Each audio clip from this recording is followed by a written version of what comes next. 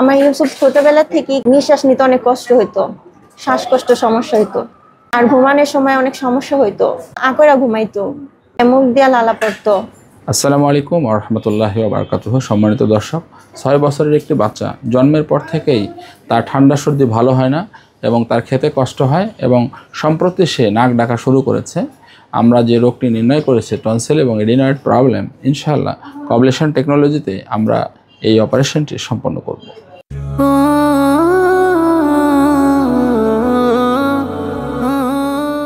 আলহামদুলিল্লাহ সফলভাবে 2টি টনসিল রিমুভ হলো।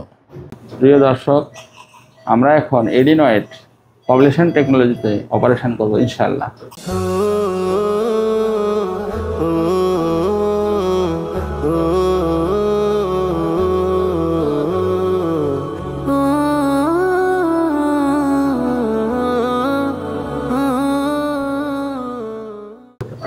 আলহামদুলিল্লাহ কবলেশন টেকনোলজির মাধ্যমে এডিনয়েড অপারেশনটি সফলভাবে সম্পন্ন হলো।